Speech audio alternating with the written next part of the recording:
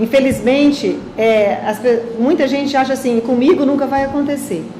E a gente não pode pensar assim. Nós temos que pensar que pode acontecer com qualquer um de nós. E que quem tem mais de 60 anos está muito mais suscetível e está no grupo de risco. Se ficar em casa, a gente vai tendo a transmissão lenta, como a Régia explicou, e com essa transmissão lenta a gente vai cuidando de um por um. Se todos ficarem doentes ao mesmo tempo, a gente não consegue, nós não vamos ter leito, nós não vamos ter espaço para as pessoas. Pergunta aí, Como é que está o atendimento das unidades? Tem muita gente, a postura, como é que está essa situação lá? Bom, a CEMUSA, hoje a gente está passando para todos que a partir de segunda-feira, todas as nossas unidades básicas de saúde voltam a atender normalmente. Normalmente não como a gente vinha atendendo, para não causar, para a gente não ter tumulto, para que a gente não tenha aglomerações, a gente vai atender as pessoas, sempre poucas pessoas. Então as pessoas procuram a unidade, todas serão porta aberta, então nós não teremos agendamento, porque quando tem agendamento tem muita fila. Como a gente não pode nesse momento ainda ter fila, então elas terão porta aberta. As pessoas que precisarem, elas podem falar com a gente comunitário já avisa o horário que é para ir na unidade. E a semana que vem nós estaremos disponibilizando um telefone que já providenciamos, só está faltando os números. Todas as unidades terão um telefone que a pessoa pode ligar. Olha, eu preciso ir aí, posso ir que horas? Então esse telefone vai estar disponível, então as pessoas ligam. Enquanto não tem essa condição, pode ir na unidade, se não der para atender na hora, ele já marca, vem tal hora, para a pessoa não ficar lá esperando. As unidades são as mesmas que as pessoas já frequentam, a mais próxima da sua casa. Então, pré-natal, a gente volta a atender, programa de hipertenso, diabético, as farmácias, laboratório, tudo normal. Hoje estão suspensos, até hoje, né? Sexta-feira, os atendimentos hoje de eletivos todos estão suspensos, mas as unidades estão abertas, atendendo só a demanda de urgências, pequenas urgências. A partir de segunda nós voltaremos à rotina, porque nós não podemos deixar de fazer pré-natal e nós não podemos deixar de atender os programas. Agora tem apenas algumas mudanças que nós temos nas unidades. Os pacientes que atendiam no SEM, que é tuberculose, hanseníase, vão ser atendidos a partir de segunda-feira no Rafael Vaz e Silva. Então a gente já está vamos fazer matéria, vamos fazer comunicado, né, à população, para que procurem o Rafael e não o SEM. São os mesmos pacientes, só mudou de unidade. E a farmácia nossa central, que hoje é no SEM, também vai ficar no Rafael a partir de segunda-feira. A gente está fazendo algumas alterações para fazer adaptações agora do atendimento do Covid, que nós temos casos, né, respiratórios para atender todos os dias e nós não podemos misturar esses pacientes com os demais da nossa rotina. Então, as nossas unidades porta aberta continuam Maurício Bustani, que ele atende até 22 horas, a nossa demanda espontânea. O Caçanheira continua só de dia, por enquanto a gente não está tendo à noite, né, nós não estamos atendendo à noite. E as demais unidades volta à rotina, mas uma rotina organizada. Então, a gente pede compreensão da população para evitar aglomeração realmente. Esses casos respiratórios que chegaram antes do Covid-19, eles eram tratados como, de que forma, era levado pelas unidades de saúde? Os casos eram tratados... Como é que vocês vão analisar o que tem, o que pode ser e o que não pode ser? A partir da semana que vem, nós vamos ter um call center municipal. O nosso call center, ele vai receber a ligação dos pacientes, principalmente os pacientes que têm problema respiratório, o médico vai atender. Então, é uma regulação médica. O médico atende, conversa com o paciente e orienta se o paciente fica em casa, se o paciente deve ir e para qual unidade vai. Então, esse paciente ele não vai para a unidade básica, ele vai telefonar primeiro. E aí ele vai ser encaminhado. E o SEM, nós estamos também organizando para ser esse ambulatório referência para receber esses pacientes. Por que eu digo que estamos organizando? Está fazendo escala médica, colocando material, então semana que vem ele já começa. Não segunda, mas terça ou quarta, né? Assim que estiver pronto já começa a atender. Mas o nosso telefone então vai estar orientando esses pacientes, onde eles devem ir, para que eles não cheguem na UBS, deixem a UBS para os demais, né? Para que a população possa ir. Hoje estão chegando muitos casos, agora falando do Covid-19, hoje estão chegando muitos casos do município em relação ao Covid-19? Olha, os sintomas de Covid-19 que vocês estão já preocupados com essa situação? De janeiro a março, nós tivemos 763 casos notificados. Só no mês de março, 429. Então, isso quer dizer que está aumentando sim, e bastante. Por isso essa organização da CEMUSA em dar um atendimento especial para esses casos. Porque não tem como a gente deixar eles nas UBSs, né? Porque daí a contaminação seria muito maior. E nós precisamos de proteger a nossa população. Ontem aconteceu um fato na UPA da Zona Leste, de uma pessoa que usou até de violência, né, querendo ser atendida prioritariamente, dizendo que estava com sintomas de Covid-19, e parece que até andou cuspindo nos servidores, foi chamada a polícia, depois ela foi embora. Tá? As unidades de saúde, elas, na matéria que eu li, estava dizendo que as UPAs são referência para atender o Covid-19, diferente do que foi dito na última entrevista coletiva do prefeito, que não era para procurar as UPAs, né? Quando tivesse um sintoma de uma gripe normal. Vocês estão tendo como controlar, tipo colocando segurança, alguma coisa, para que não aconteça esse fato que aconteceu ontem? Na realidade, as UPAs, elas são para casos mais graves. Então, casos mais graves, que precisa de uma intervenção maior médica, eles vão para as UPAs. Mas as consultas, não. As consultas, a orientação que o prefeito deu e que nós estamos dando é a mesma. As consultas a gente vai continuar atendendo por telefone, vamos ter um ambulatório separado, porque não deu tempo essa semana ainda de começar a funcionar o ambulatório. Então muita gente ainda acaba indo para a UPA. A gente pede que essa pessoa que é só consulta não vá para a UPA, que telefone, para que a gente possa orientar e dar esse atendimento. Agora, os casos mais graves, não tem como a gente falar para a população não vá para a UPA, se a população estiver mal. Mas nós temos SAMU. Então, o caso muito grave mesmo, quem vai atender é o SAMU. E o SAMU vai levar direto para a referência, que é o hospital. Então, a gente não vai internar ninguém na UPA. Então, os pacientes graves, o próprio SAMU vai fazer a regulação para o Hospital do Estado, que é a referência. Hoje, quantos casos tem aqui suspeitos de Covid-19 em Porto Velho? 763. Não, suspeitos, né? Suspeitos, né? Notificados. Notificados são suspeitos. A gente chama de suspeito porque notificamos. Tá. Esses casos são todos daqui da capital ou inclui distritos também? Quando a gente fala Porto Velho, inclui distrito. Mas a gente, por enquanto, mais da capital, assim, daqui de Porto Velho mesmo. Com os distritos, esses casos, essas pessoas que têm nos distritos, que têm esses sintomas? Gente, até o exame chegar, já que tem uma certa demora. O nosso distrito é ligado automaticamente com a gente. Apareceu no distrito, na hora está aqui. A gente tem uma ligação direta, porque o distrito ele faz parte de Porto Velho. Tá? Então, e não tem aparecido, né? Do distrito a gente não está tendo demanda. Secretária, a gente acabou de ver uma coletiva no primeiro, onde há uma preocupação que a partir da segunda quinzena de abril, o aumento da curva vai ser questão exponencial e assim, como se fosse uma explosão de casos que vão aparecer. De que forma o nosso município está preparado para enfrentar essa situação, já que alguns casos, quando chegar numa situação grave, ter que internar na UTI, a gente já tem as outras doenças de pessoas que estão doentes e estão nas UTIs. Como é que o município vai enfrentar isso, já que os nossos casos, tudo que tem aparecido confirmado é só aqui em Porto Velho? Bom, Porto Velho, nós estamos nos organizando com um ambulatório específico, um call center que vai ter médico 24 horas. Nós estamos organizando para receber os pacientes. Os pacientes graves, esses vão para o hospital de referência, que no caso é o Semetron, que é o estado que está organizando. Então o estado também está fazendo toda a organização para paciente grave, intubação, fica com o estado. Ok? A senhora pode dizer se eles estão aumentando a capacidade de leito fora as que já existem, porque o que a gente ficou sabendo é que 95% dos leitos que já existem estão ocupados. Precisaria que houvesse um aumento de outros leitos para tratar só esses casos, porque quando chegar mesmo os casos graves de coronavírus, ele diz que tem que ter leitos especificamente para isso. Não pode contar com os que já tem. Como é que vai ser? Bom, por enquanto, a orientação que nós temos do Estado é encaminhar para o Semetron, que ele vai deixar um hospital disponível com leitos disponíveis. A partir daí, se começar a aumentar muito, então com certeza novas estratégias serão adotadas. Aí cada um na sua competência. Tanto o município tem que adotar estratégias de receber esses pacientes, quanto o Estado da parte de internação. Só uma dúvida em relação à minha pergunta. Desses 763 casos notificados, nem por distrito, Nenhum de distrito. distrito. Tudo da capital? Tudo da capital. E desses nós temos 5 positivos, que acho que todos já têm conhecimento, né? Vamos voltar para o distrito, então.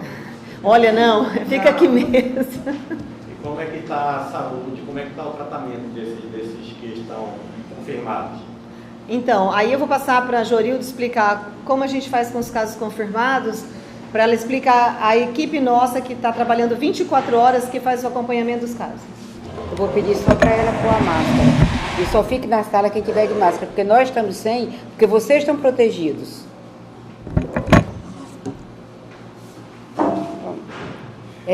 Eu sou coordenadora do CIEVES, do município de Porto Velho, e o papel do CIEVES, o CIEVES é o Centro de Informação Estratégica de Vigilância em Saúde. Então, é um serviço que ele dá uma resposta rápida frente a qualquer surto, a qualquer desastre natural ou desastre provocado. Então, esse é o papel do CIEVES. Fazer o bloqueio imediato e dar uma resposta rápida para a sociedade e para os gestores. Então, no momento que o paciente, que nós temos a informação de que o paciente foi confirmado positivo para a Covid, ou para qualquer agravo de notificação imediata, não é só Covid, nós já trabalhamos há um bom tempo com outros surtos, né? Qualquer surto de diarreia, de sarampo, de qualquer doença de notificação imediata, que foi um surto, caracterizou um surto, o CIEVES entra imediatamente em ação. Então, nesses casos de coronavírus que deram positivos, nós, pessoalmente, vamos até a casa da pessoa, notificamos, damos o resultado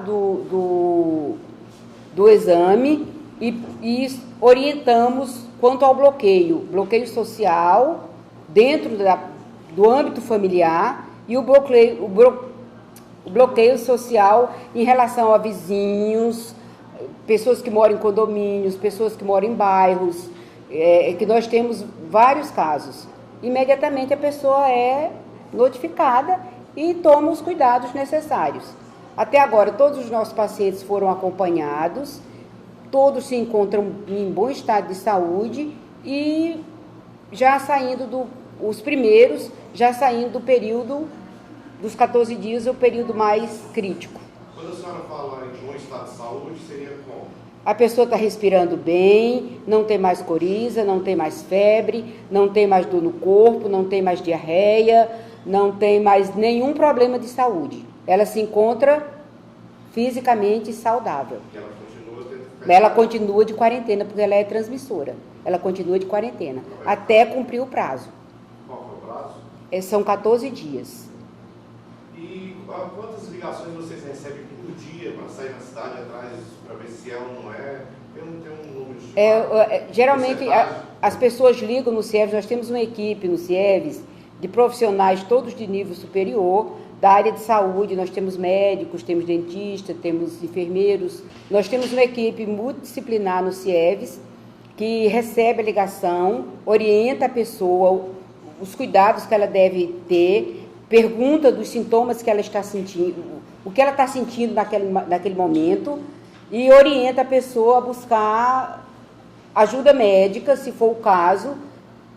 E a gente recebe todo tipo de ligação. As ligações da pessoa que está em pânico, e a pessoa que realmente tem sintoma, a pessoa que quer apenas se informar a respeito dos sintomas, o que é o coronavírus.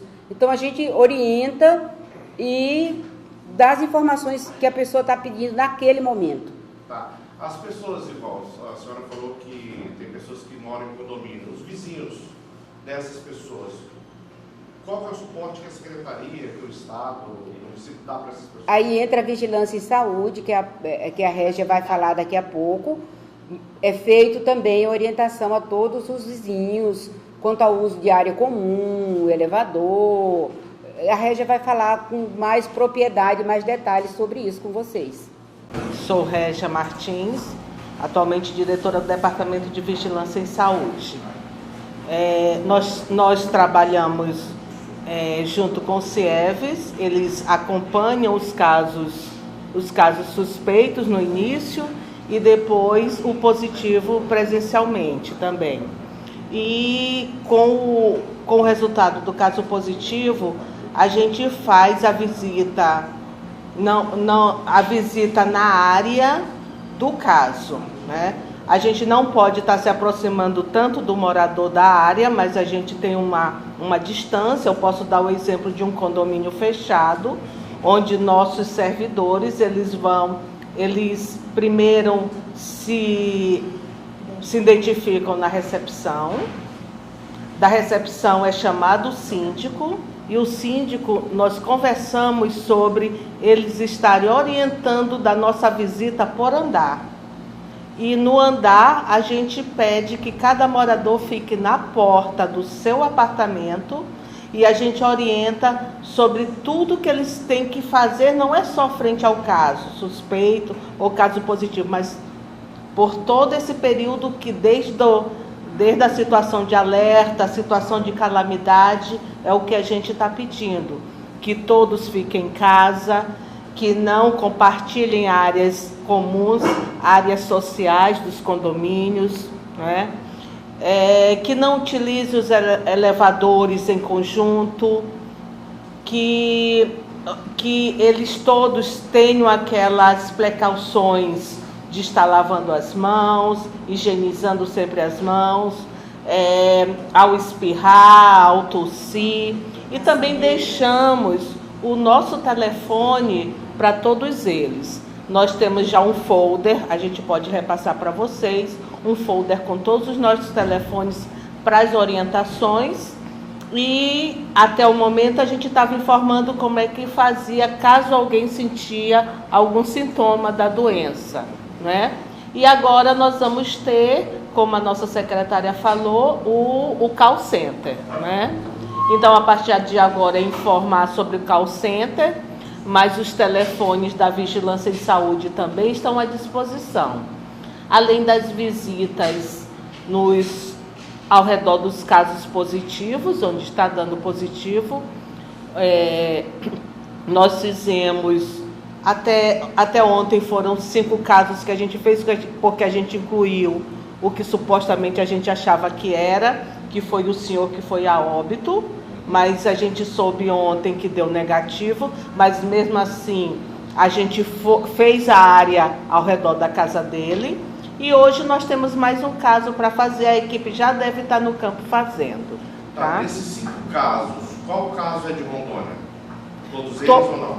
Não, todos eles são casos de pessoas que estiveram participando de alguma viagem, de algum evento fora do estado de Rondônia. Inclusive da mulher de ontem também, que foi noticiado que ela é de Porto Velho, não tinha viajado. Da mulher de ontem, a Jorilda pode estar falando melhor do que eu. Viajou para Fortaleza e quando ela veio, ela já veio sintomática. Tá, então todos os casos são casos importados? São casos importados.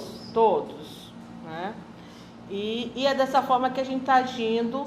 O que eu falei nesse momento foi a parte da vigilância epidemiológica, porque dentro da vigilância de saúde está a epidemiológica e também a sanitária. Tá, hoje completa 31 dias do início da pandemia no Brasil, né? Uhum. Esses 5 números são números expressivos ou vocês esperavam mais, esperavam menos? Ao longo desses 30 dias, o programa que vocês fizeram e que vocês estão fazendo? Como a gente tem muito caso suspeito... Houve mais coisa por aí? Pode sim, pode vir, e a gente ainda está aguardando de alguns, porque no primeiro momento o LACEN de Rondônia ainda não fazia o exame, né? Então, o Brasil estava tendo laboratórios de referências, 3 laboratórios, e com o aumento da demanda depois do primeiro caso confirmado no Brasil, a gente ainda está aguardando resultados de materiais que foram para fora.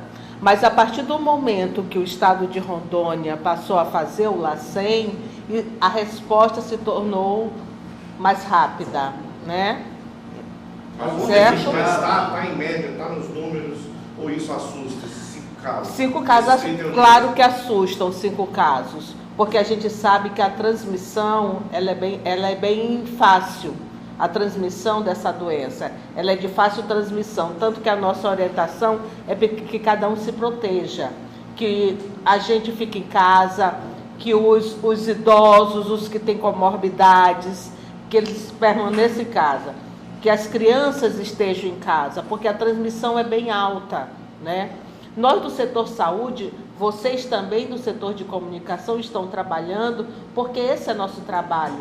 Cada um tem sua importância no trabalho, mas os demais que podem ficar em casa, a gente pede para ficar. Quanto mais a população ficar em casa, esses números serão menores e a gente vai conseguir com que a nossa transmissão seja lenta, ela não seja explosiva, quanto aconteceu em muitas cidades fora do Brasil.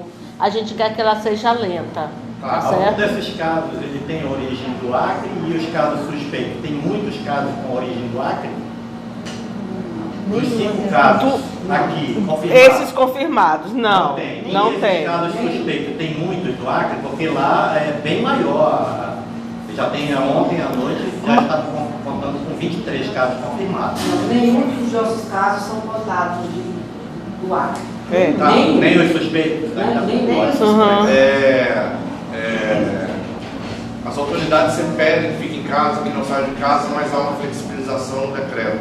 Como é que a Secretaria, a partir desse momento, a partir de hoje, vai agir na questão de fiscalização, já que aumenta o fluxo de pessoas nas ruas com a abertura desses novos comércios que estavam fechados? Vai ter uma fiscalização maior? Como vai funcionar? A nossa fiscalização da vigilância sanitária, ela mais está em cima em locais que é de interesse para a saúde pública referente a bens e serviços, né? Bens de consumo e serviço, tipo alimentação, farmácias, essas estão autorizadas a abrir com restrição, não é? Então são essas que a gente tem que estar monitorando. Toda denúncia que chega à vigilância em saúde referente a bens de consumo e serviço, a gente tem atendido conforme o decreto. E as outras, tá? Os demais, outros tipos de aglomeração, é com a polícia. Tá? Outros tipos de aglomeração. Com a gente é somente referente a bens de consumo e serviços. Agora a gente conta com a compreensão da população, porque a população é que tem que ajudar nessa proteção. Foram liberados alguns comércios, mas não está tudo liberado. E também não está... a pessoa pode ir para a rua? Não. A pessoa continua como está hoje, comprando, pedindo em casa, ficando em casa, só saindo estritamente necessário. Isso que nós pedimos. O complicado, secretária, é que, olha só, depois do pronunciamento, desculpe falar, mas infeliz do presidente de tratar como uma gripezinha, no dia seguinte as praças estão lotadas de pessoas fazendo caminhada, pessoas de idade. O que mais tem é pessoas acima dos seus 60 anos andando pelas praças, andando pelas ruas como se fosse a coisa mais normal do mundo. Sabendo que os especialistas, médicos estão alertando que a gente nem começou. Vai começar a partir do dia 14 de abril e a previsão de internação em UTIs é maio, já no início do mês de maio. Infelizmente, muita gente acha assim, comigo nunca vai acontecer. E a gente não pode pensar assim. Nós temos que pensar que pode acontecer com qualquer um de nós. E que quem tem mais de 60 anos está muito mais suscetível e está no grupo de risco. Então, principalmente quem tem mais de 60 anos ou que tem qualquer problema de saúde, fique em casa. Esses estão liberados pelos decretos, esses têm atestado médico, quem tem algum problema. Essas pessoas devem ficar em casa. Então, para que ir para a praça? Para que ir juntar com as pessoas, fazer caminhada nesse momento? Se ficar em casa, a gente vai tendo a transmissão lenta, como a Régia explicou, e com essa transmissão lenta, a gente vai cuidando de um por um. Se todos ficarem doentes ao mesmo tempo, a gente não consegue, nós não vamos ter leito, nós não vamos ter espaço para as pessoas. Então, quem está ficando em casa não está correndo risco. Quem precisa sair para trabalhar, tem que trabalhar. A saúde está toda trabalhando. Os profissionais de saúde têm que trabalhar. Mas enquanto nós todos estamos trabalhando, aqueles que não precisam podem ficar em casa, pode trabalhar de casa, né? Quem faz home office, as pessoas que podem trabalhar à distância ficam em casa. E os outros ficam em casa mesmo, crianças, jovens, idosos, eu acho que assim, tem que ter essa compreensão da população, então a gente pede muito à população que fique mesmo e que saia somente o necessário, só quando necessário e protegendo, né? Não esquecendo todas as regras de higiene e proteção.